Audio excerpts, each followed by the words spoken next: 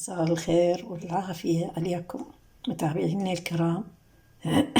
العفو، شلونكم؟ إن شاء الله الكل بخير.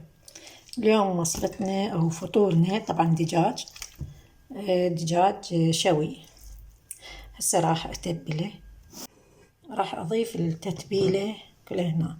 طبعا هاي هنا عندي كركم، كمون، ومكعب ماجي لأن دجاجتين، وعندي ثوم مطحون، وعندي بابريكا وزنجبيل، وهنا عندي الملح.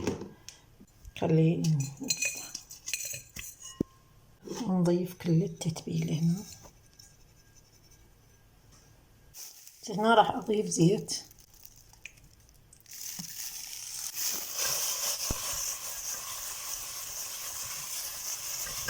أخلط التتبيلة.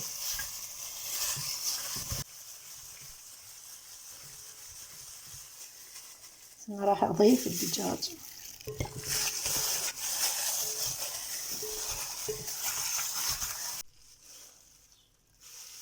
هنا تبلت هاي الدجاجتين كملت. راح أقطع بعض الخضروات. عندي بوتيتو وفلفل وبصل،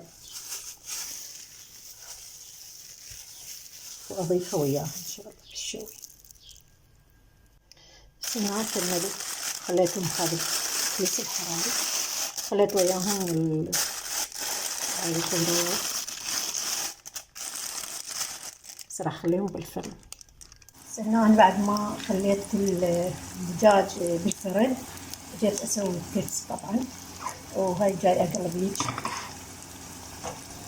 هنا تقريبا استوى.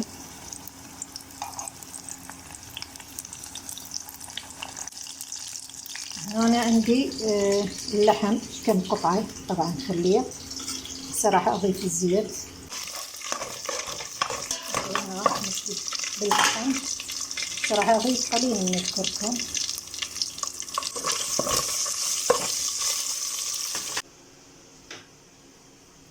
هنا خليت 3 ملاعق معجون، وراح أضيف لهم تقريبا 2 ملعقتين دبس رمان وكجر. هنا راح أخلي الملح، بس راح أضيفه بالجدر. وراح أضيف البصل، خليه هنا يحمص ويا أو يتشوح ويا اللحم. أنا سويته هيك كبار بالترتيب يصير طيب.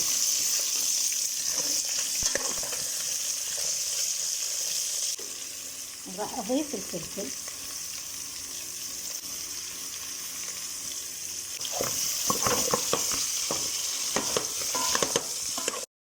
هنا راح أضيف قطين من الثوم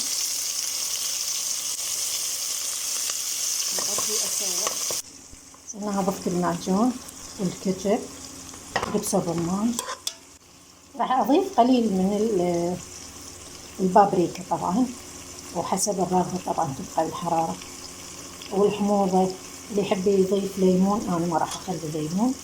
راح أكتفي هذا دبس الرمان والكاتشب ويا ريحة الثوم وريحة الطماطم واحدة.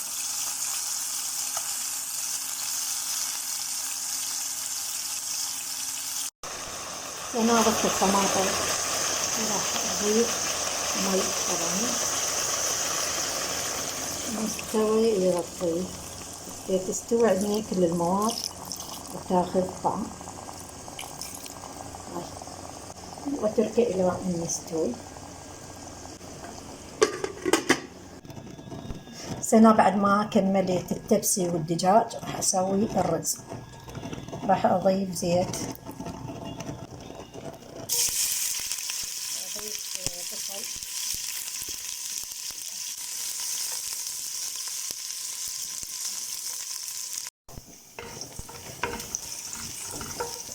شوح البصل. راح اضيف هاي البهارات، كركم نوم بصرة، فلفل أسود، وعندنا مسمار وقرنفل، وعندي هنا مكعب ماجي، وعندي واحد من الدارسين.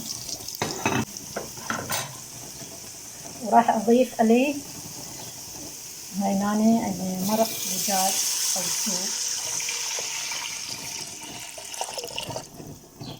ما راح أخلي الملح، ما راح أخلي ملح هواي، لأن مرقة الدجاج أو السوب بيه ملح، ومكعب الماجي مالح، فما أخلي ملح هواي حتى يطلع عندنا التمن مالح. هسه راح أضيفه. هسه هنا ضفت المي، هاي هي المي طبعا، وخليت هنا حبتين من الفلفل هاي الحار نطي طعم.